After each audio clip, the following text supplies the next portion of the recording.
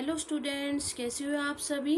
मैं रीना मैम आप सभी का आपके अपने चैनल ज्ञान गंगा 6 to 12 में स्वागत करती हूँ। और जैसे कि आप सब जानते हैं कि इस चैनल पर मैं आप सभी को कक्षा 6ठी से लेकर के कक्षा 12वीं तक जो हिंदी विषय है उसको पढ़ाती हूँ। आज मैं आप सभी के लिए कक्षा 6ठी की पाठ्य पुस्तक बसंत के पाठ 3 नादान दोस्त को लेकर के आई हूँ।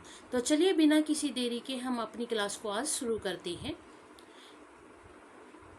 ये जो पाठ है नादान दोस्त, ये मुंशी प्रेमचंद के द्वारा रचित है।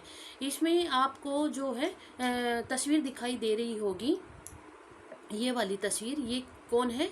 तो ये मुंशी प्रेमचंद है। इनके द्वारा ही इस कहानी को लिखा गया है। तो चलिए हम इसको पढ़ते हैं कि केशव के घर में कार्निश के ऊपर एक चिड़िया ने अंडे दिए थे। वह और उसकी बहन श्यामा बड़े ध्यान से उसे देखा करते थे। केशव और उसकी बहन थी कौन? श्यामा। ये दोनों ही चिड़िया के बच्चों को, उसके अंडों, चिड़िया के अंडों को बड़े ध्यान से देखा करते थे। उनके मन में अंडों को लेकर कई सवाल थे, क्योंकि छोटे बच्चे थे तो इन अंडों को देख करके सवाल उत्पन्न होना बहुत ही आम बात है। तो उनके दोनों के मन में भी क्या हुआ? अंडों को लेकर के कई सवाल उत्पन्न हो गए। जैसे अंडे कितने बड़े हैं, उनमें से बच्चे कैसे निकलेंगे, वे क्या खाएंगे, आदि आदि। इस तरीके के सवाल उनके दोनों के मन में उठ रहे थे। उनके सवालों का जवाब देने वाला कोई नहीं था, इसलिए वो क्या करते थे? आपस में ही सवाल जवाब करके अपने मन को तसल्ली दे देते थे। यानी कि कहने का भाव ये है कि जो केशव और श्यामा, जो छोटे छोटे बच्चे थे, वो अंडों को देख करके उनके मन में जिज्ञासा उत्पन्न हुई। जैसे छोटे बच्चों के मन में जिज्ञासा उत्पन्न होती है ना, किसी चीज़ को लेकर के उनके मन में सवाल उत्पन्न हो जाते हैं, उसी प्रकार से उनके मन में भी सवाल उत्पन्न हो गया। और वे सवाल कैसे थे कि अंडे कितने बड़े होंगे, उनमें से बच्चे कैसे निकलेंगे, वो क्या खाएंगे। तो इस तरीके के सवाल उनके मन में भी उत्पन्न हो गए। उनके सवालों का जवाब देने के लिए कोई भी नहीं था कि इससे वो अपने सवालों का जवाब लेते। तो इसलिए उन्होंने क्या कहा? आपस में ही वो बातचीत कर लेते थे और अपने दिल को तसल्ली दे देते थे। 3-4 दिन बाद बच्चों ने अनुमान लगाया कि अंडे से बच्चे निकल आए होंगे। अब बच्चों के खाने का प्रश्न उनके सामने। अब बच्चों के मन में सवाल उत्पन्न क्या हुआ कि अब उनके मन में सवाल उत्पन्न हुआ, अब तो 3-4 दिन हो गए हैं, अंडे से बच्चे आ गए होंगे और वो बच्चे अब क्या खाएंगे। खाने को लेकर के जो प्रश्न थे उनके मन में अब उत्पन्न हो गए। दोनों ने क्या फैसला किया? तो चलिए उससे भी हम जान लेते हैं। दोनों ने क्या किया? वे कार्नस पर थोड़ा थोड़ा दाना रख देंगे और चिड़िया को चारे के लिए ज़्यादा दूर नहीं जाना पड़ेगा। अब उनके मन में सवाल क्या उत्पन्न हुआ? उन बच्चों के मन में सवाल उत्पन्न हुआ कि बच्चे अंडे से बाहर आ गए हैं, अब उनको भूख भी लगेगी तो वो क्या खाएंगे। तो उन्होंने क्या सोचा कि थोड़ा सा दाना कार्निश पे रख देंगे, जिसके कारण चिड़िया को चारा लेने के लिए या खाना लेने के लिए दूर नहीं जाना पड़ेगा। चिड़िया के बच्चों को धूप से बचाने के लिए उन्होंने क्या तय किया? उन्होंने तय किया कि घोंसले के ऊपर कपड़े की छत बना दी जाए, यानी कि छत बना देंगे तो जिससे उन बच्चों को धूप नहीं लगेगी। अब मुश्किल यह थी कि कपड़े की छत कैसे बनाएं। केशव ने हल निकाला कि कूड़ा फेंकने वाली टोकरी को टहनी पर टिका देंगे और घोंसले में धूप नहीं आएगी। तो क्यों उन्होंने क्या सोचा? क्योंकि वो छोटे थे, कार्निश ऊपर था तो उनका हाथ नहीं जा सकता था, इसलिए उन्होंने क्या किया कि उन्होंने हल निकाला कि जो कूड़ा फेंकने वाली टोकरी है उसको क्या करेंगे? टहनी से अटका देंगे, टिका देंगे, जिससे घोंसले पर धूप नहीं आएगी। एक दिन दोपहर में जब माँ सो गई तब केशव और श्यामा किवाड़ खोलकर बाहर आ गए। केशव नहाने की चौकी पर स्टूल रखकर उस पर चढ़ गया। नीचे श्यामा उसे पकड़े रही। कार्निश पर हाथ रखते ही क्या हुआ? कार्निश पर हाथ रखते ही चिड़िया उड़ गई। केशव ने देखा वहां तिनकों पर 3 अंडे पड़े हैं। उसमें श्यामा से एक कपड़ा मांगा और उसे अंडों के नीचे बिछा दिया। क्या किया उन्होंने? श्यामा से एक कपड़ा मांगा और उस अंडों को उन तिनकों पर से उठा करके उस कपड़े पर रख दिया। फिर उसने टोकरी को टहनी पर टिकाकर छाया कर दी। श्यामा ऊपर चढ़कर अंडों को देखने की जिद कर रही थी। केशव ने उससे प्याली में दाना पानी मांगा और उसे कार्निश पर रखकर नीचे उतर आया। श्यामा ने ऊपर चढ़ने की जिद की तो केशव ने डांट कर कहा, अगर तू गिर पड़ी तो अम्मा जी मेरी तो चटनी बना देगी। इस तरीके से दोनों क्या कर रहे थे, झगड़ रहे थे। केशव ने क्या किया, अभी हमने जो पढ़ा है उससे हमें क्या पता चला कि केशव ने तिनकों पर से तीनों अंडों को उठाया और एक कपड़ा बिछा करके उसके ऊपर अंडे रख दिए और टोकरी को टहनी से उसने क्या करा, टिका करके उसकी छाया बना दी। और क्या किया, उसने प्याले में दाना और पानी श्यामा से मांगा और कार्निश पर रख करके वो नीचे उतर आया। और श्यामा को भी अब देखने की जिद थी कि मैं भी अंडे देखना चाहूंगी, लेकिन क्या किया, केशव बड़ा था तो उसने क्या कहा, डांट लगा दी, अगर तू गिर पड़ी तो अम्मा जी मेरी चटनी बना देगी। इस तरीके से दोनों में क्या हो गया, झगड़ा कर रहे थे वो। क्यों? क्योंकि श्यामा जिद कर रही थी ऊपर चढ़ने की और केशव उसको मना कर रहा था। तभी अम्मा जी आ गई और धूप में बाहर निकलने पर उन्हें डांटने लगी। क्यों डांटा? कि तुम बाहर धूप में क्या कर रहे हो, क्यों बाहर आए हो? श्यामा ने उन्हें नहीं कहा कि किवाड़ केशव ने खोला था और दोनों वहाँ क्या कर रहे थे, ये श्यामा ने अम्मा को नहीं बताया। घर के भीतर जाकर दोनों क्या हो गए, फिर सो गए। 4 बजे अचानक श्यामा की नींद खुल गई तो वह बाहर आ गई। उसने देखा कि तीनों अंडे जमीन पर नीचे पड़े थे और वे टूट गए थे। उसने यह बात तुरंत केशव को जाकर बताई। केशव भी उन्हें देखकर मायूस हो गया। माँ ने जब टूटे अंडे देखे तो गुस्से में कहा, तुम लोगों ने अंडों को छुआ होगा। इससे क्या हुआ, श्यामा ने सारी बात अम्मा को बता दी कि किस प्रकार से केशव ने अंडों को कपड़े पे रखा, टोकरी से उसकी छाया बनाई, दाना पानी रखा। ये सारी कहानी श्यामा ने क्या की, अम्मा को बता दी। क्यों बताई? एक तो अंडे टूट गए थे, उसको गुस्सा था, और दूसरा उसने कार्निश पर चढ़ करके अंडों को देखने नहीं दिया गया था। किसने? केशव ने उसको नहीं चढ़ने दिया। तो इसी कारण से श्यामा को क्या गुस्सा आया था और इसी गुस्से के कारण उसने सारी कहानी क्या करी, अम्मा को बता दी। अम्मा ने केशव से कहा, छूने से चिड़िया के अंडे क्या हो जाते हैं, गंदे हो जाते हैं। चिड़िया फिर उन्हें नहीं सेती, इसलिए उसने अंडे गिरा दिए होंगे। इससे केशव क्या हो गया, बहुत ही दुखी हो गया और कई दिनों तक अपनी गलती का अफसोस करता रहा। दोनों चिड़िया फिर वहाँ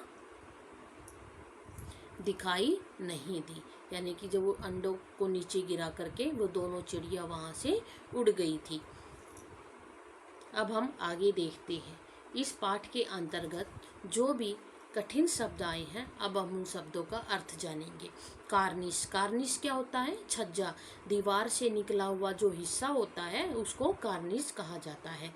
शुद्ध, शुद्ध का मतलब क्या होता है? होश, यानी कि याद। पर, पंख। फुर्सत, फुर्सत क्या होता है? खाली समय। तसल्ली, सांत्वना। विद्वान का अर्थ क्या होता है? जानकार। गर्व, घमंड। पेचीदा, मुश्किल। जिज्ञासा, जानने की इच्छा। अधीर, बेचैन। अनुमान, अंदाजा। अब हम आगे देखें, आगे के शब्दों का अर्थ जानते हैं। चारा अर्थात भोजन। बेचारे, बलहीन। आखिरकार, अंत में। प्रस्ताव का अर्थ क्या होता है? सुझाव। स्वीकृत मतलब मंजूर। चाव से यानी कि मन से। आंख बचाकर यानी कि छुपकर। बगैर, बिना। उधेड़बुन, सोच विचार। हल करना, रास्ता निकालना। सुराग, सुराग का अर्थ क्या होता है? सुराग का अर्थ होता है छेद। आगे देखें, हिकमत यानी कि रास्ता, उपाय, तरकीब, ये इसके अर्थ है। दफ्तर, ऑफिस, कार्यालय। बहलाने यानी कि खुश करने के लिए।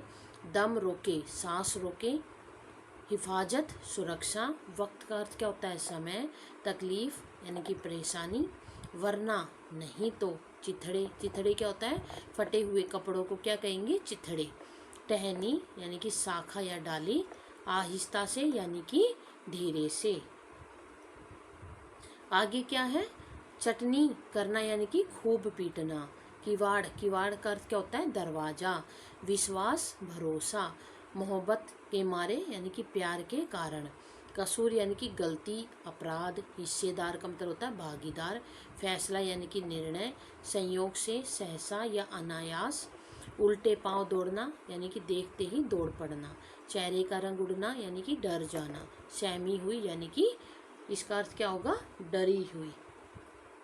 अब आगे जो शब्द है उनका अर्थ जानेंगे। उजला, उजला अर्थात सफेद।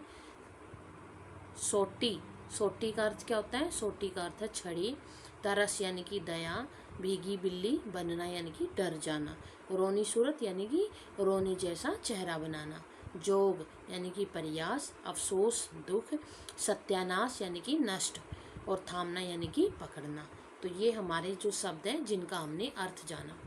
अब आगे जो हमें दिया गया है, ये हमें पाठ का क्या दिया गया, पैराग्राफ दिया गया, यानी कि जिसको हम क्या कहते हैं, अनुच्छेद देते हैं। इस तरीके के प्रश्न जो परीक्षा में पूछे जाते हैं, अनुच्छेद हमें दे दिया जाता है, उससे संबंधित प्रश्न होते हैं जो हमें पढ़ करके उनके उत्तर देने होते हैं। तो प्रश्न जो पहला अनुच्छेद है वो क्या है, इस तरह 3-4 दिन गुजर गए। दोनों बच्चों की जिज्ञासा दिन रात बढ़ती जाती थी। अंडों को देखने के लिए वे अधीर हो उठे। अधीर का मतलब परेशान हो उठे। उन्होंने अनुमान लगाया कि अब जरूर बच्चे निकल आए होंगे। बच्चों के चारे का सवाल अब उनके सामने आ खड़ा हुआ। चिड़िया बेचारी इतना दाना कहाँ ला पाएगी। सारे बच्चों का पेट भरे, गरीब बच्चे भूख के मारे चू चू करके मर जाएंगे। तो ये जो गद्यांश है और ये जो लेखक है उसका नाम पूछा गया है कि ये जो गद्यांश जो लिया गया है वो किस पाठ से है और इसको लिखने वाले कौन है। तो पाठ का नाम है नादान दोस्त, और इसके जो लेखक है यानी कि जिसने इस कहानी को लिखा है वो कौन है, प्रेमचंद जी हैं। अब हम आगे देखें, बच्चों के मन में क्या जिज्ञासा थी। बच्चों के मन में जिज्ञासा थी, जिज्ञासा मतलब जानने की इच्छा थी कि अंडों से बच्चे निकले या नहीं, वे उन्हें देखना चाहते थे। बच्चे क्यों अधीर थे, अधीर मतलब क्यों परेशान थे। बच्चे अंडे, ये क्या है, ये शब्द है अंडे। बच्चे अंडे देखने के लिए अधीर थे। बच्चों के सामने कौन सा सवाल आ खड़ा हुआ कि बच्चों के सामने चिड़िया के बच्चों के चारे और दाने का जो सवाल था वो आ खड़ा हुआ। अब हम आगे देखते हैं कि इन शब्दों में विपरीतार्थक जो शब्द है, यानी कि जो हमें अनुच्छेद दिया गया था उसमें हमें शब्द दिए गए थे सवाल और गरीब। इनका विपरीतार्थक शब्द, विपरीतार्थक शब्द यानी कि उल्टा अर्थ, उल्टे शब्द क्या होंगे तो वो हमें लिखना है। सवाल का अर्थ क्या होता है, सवाल का अर्थ होता है जवाब। सवाल यानी कि प्रश्न और जवाब मतलब उत्तर। गरीब और इसका अर्थ क्या होगा, अमीर। अब हमें दूसरे अनुच्छेद को देख लेते हैं। केशव बड़ी देर तक इसी उधेड़ बुन में रहा। आखिरकार उसने यह मुश्किल भी हल कर दी। श्यामा से बोला, जाकर कूड़ा फेंकने वाली टोकरी लेकर आओ, उठा लाओ। अम्मा जी को मत दिखाना। श्यामा, वह तो बीच से फटी हुई है, उसमें से धूप न आ जाएगी। केशव ने झुलझुला कर कहा, तू टोकरी तो ला, मैं उसका सुराख बंद करने की कोई हिम्मत निकालूंगा। तो अब इसके संबंधित जो प्रश्न हैं उनको जान लेते हैं। केशव किस उधेड़ बुन में था। उधेड़ बुन यानी कि क्या होता है, किस परेशानी में था, उसके मन में क्या सवाले बार बार उठ रहे थे। तो केशव इस उधेड़ बुन में था कि अंडों को धूप से बचाने के लिए उनके ऊपर छाया कैसे की जाए, वो इसी उधेड़ बुन में लगा हुआ था। अब अगला प्रश्न है कि उसने श्यामा से क्या लाने के लिए कहा। तो उसने श्यामा को कूड़ा फेंकने वाली टोकरी लाने के लिए कहा। श्यामा ने केशव को टोकरी के विषय में क्या बताया। श्यामा ने केशव से कहा कि टोकरी बीच से फटी हुई है, उसमें से धूप जाएगी। अब हम आगे देखते हैं। अगला प्रश्न है, केशव अम्मा जी को टोकरी क्यों नहीं दिखाना चाहता था। केशव को डर था कि अम्मा उसे अंडों के पास जाने से रोकेगी, शायद वह केशव की पिटाई भी कर दे, इसलिए वह अम्मा जी को टोकरी नहीं दिखाना चाहता था। अब यहाँ पर इस अनुच्छेद में दो शब्द जो है, दो शब्द में दिए गए, कौन सा, उधेड़ बुन और हिमकत। इनका अर्थ लिख करके उसका वाक्य बनाना है। जैसे उधेड़ बुन, उधेड़ बुन का अर्थ क्या होता है, उलझन। मैं कई दिनों से इसी उधेड़ बुन में लगा हुआ हूँ पर समस्या का हल नहीं मिल पा रहा है। तो ये हमारा वाक्य हो गया। अब है आगे अगला शब्द जो कौन सा है, तो अगला शब्द है हिकमत।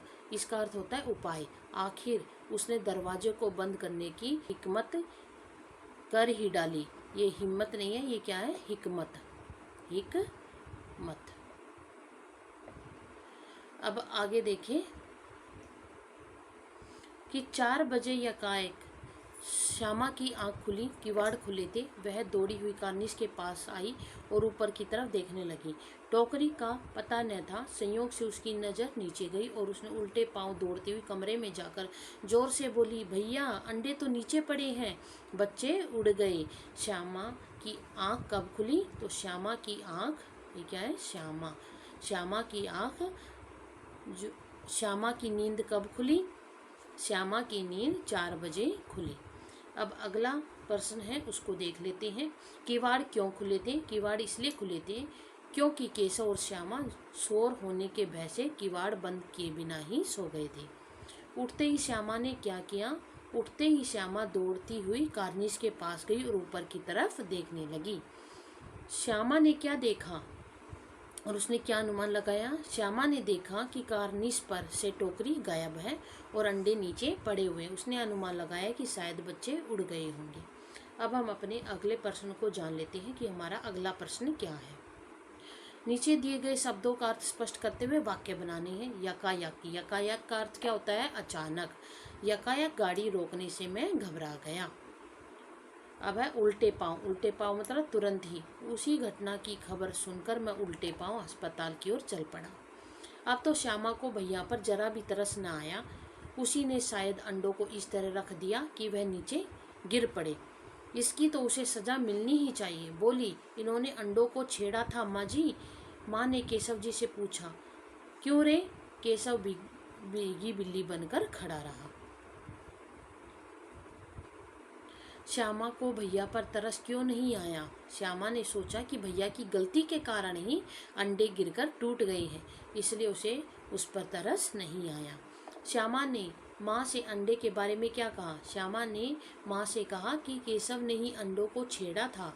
श्यामा ने क्या सोचकर माँ से केशव की शिकायत की? श्यामा ने सोचा कि केशव की गलती की सज़ा मिलनी चाहिए, इसलिए उसके मन में उसकी शिकायत करने की हुई। अब केशव भीगी बिल्ली बना क्यों खड़ा रहा? अंडों के टूटने से केशव स्वयं को दोषी महसूस कर रहा था, इसलिए वो भीगी बिल्ली बनकर खड़ा रहा। अब हमारा अगला प्रश्न है भीगी बिल्ली बनना। मुहावरे का स्पष्ट करते हुए वाक्य बनाइए। भीगी बिल्ली बनने का अर्थ क्या होता है? सहम जाना यानी कि डर जाना। रमेश शिक्षक के सामने ऐसी भीगी बिल्ली बना खड़ा है जैसे यह शैतानी उसी ने ही की हो।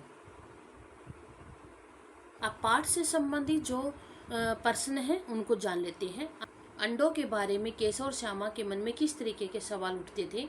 वे आपस में ही सवाल जवाब करके दिल को तसल्ली क्यों दे दिया करते थे? अंडों के बारे में केशव और श्यामा के मन में सवाल उठते थे कि अंडे कैसे हैं, कितने बड़े हैं, किस रंग के हैं, उनमें से बच्चे कैसे निकलेंगे इत्यादि। उनके सवालों के जवाब देने के लिए अम्मा और बाबू जी के पास समय नहीं था, इसलिए वे आपस में ही सवाल जवाब करके अपने दिल को तसल्ली दे दिया करते थे। दूसरा प्रश्न है केशव ने श्यामा से चिथड़े, टोकरी और दाना पानी मांगकर कार्निश पर क्यों रखे थे? तो चिड़िया के अंडे घोंसले में नहीं, कार्निश पर कुछ तिनकों पर रखे हुए थे। केशव ने श्यामा से चिथड़े मंगवाकर उनकी गद्दी बनाई और अंडों के नीचे रख दी। उसने टोकरी को टहनी से टिकाकर अंडों के ऊपर छाया कर दी। चिड़िया को अपने बच्चों के लिए दाना लाने दूर न जाना पड़े, इसलिए उसने दाना पानी मांगकर कार्निश पर रख दिया। अब अगला प्रश्न है केशव और श्यामा ने चिड़िया के अंडों की रक्षा की या नादानी? तो केशव और श्यामा ने चिड़िया के अंडों की रक्षा करने की क्या करी? नादानी की।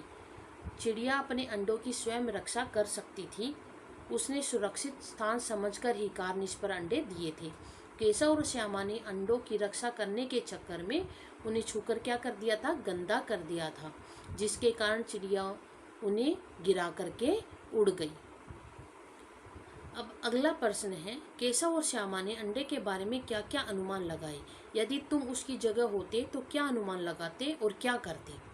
तो केशव और श्यामा ने यह अनुमान लगाया कि अंडों को तिनकों पर परेशानी होती होगी तथा कार्निस पर उन्हें धूप लगती होगी।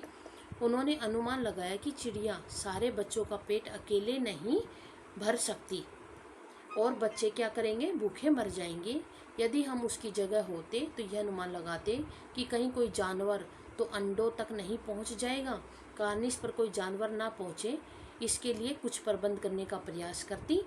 और क्या करती, मैं चिड़िया के लिए दाना कार्निस पर रखने के बदले जमीन पर बिखरा देती। ठीक है। अब अगला प्रश्न क्या है, माँ के सोते ही केशव और श्यामा दोपहर में बाहर क्यों निकल आए? माँ के पूछने पर दोनों में से किसी ने किवाड़ खोलकर दोपहर में बाहर निकलने का कारण क्यों नहीं बताया? तो माँ के सोते ही केशव और श्यामा अंडों की सुरक्षा की व्यवस्था करने में दोपहर में क्या गए थे, बाहर आ गए थे। और माँ के पूछने पर पिटाई के डर से उन्होंने क्या किया, उन्होंने कुछ भी माँ को नहीं बताया। प्रेमचंद ने इस कहानी का नाम नादान दोस्त रखा। तुम होते तो क्या शीर्षक देना चाहोगे? मैं इसे शीर्षक देना चाहूँगी, चिड़िया के अंडे या रक्षा में हत्या अथवा बच्चों की नादानी। तो इस प्रकार के शीर्षक जो है वो हम दे सकते हैं। तो आज के लिए इतना ही। आज की कहानी आप सभी को कैसी लगी मुझे कमेंट में ज़रूर लिख करके बताइएगा। अगर आपको आज की क्लास अच्छी लगी तो इसको ज़्यादा से ज़्यादा शेयर करें ताकि आपके जैसे और भी जो स्टूडेंट हैं वो भी इन वीडियो के ज़रिए इन क्लासेज़ों का फ़ायदा उठा सके। अगर किसी भी स्टूडेंट ने मेरा टेलीग्राम चैनल या इंस्टाग्राम चैनल को ज्वाइन नहीं किया है तो इस वीडियो के डिस्क्रिप्शन में उसका लिंक नीचे दिया गया है, तो आप वहां से उसको ज्वाइन कर सकते हैं। आज के लिए इतना ही, मिलते हैं हम अपनी अगली क्लास में। तब तक के लिए धन्यवाद। Take care and bye bye.